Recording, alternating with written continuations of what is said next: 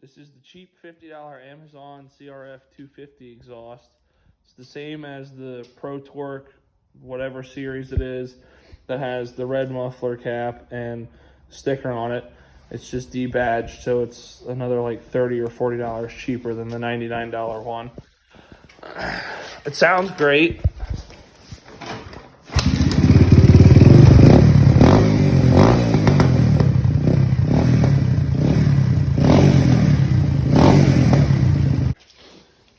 The welds are nice. There's very, very minor imperfections on it.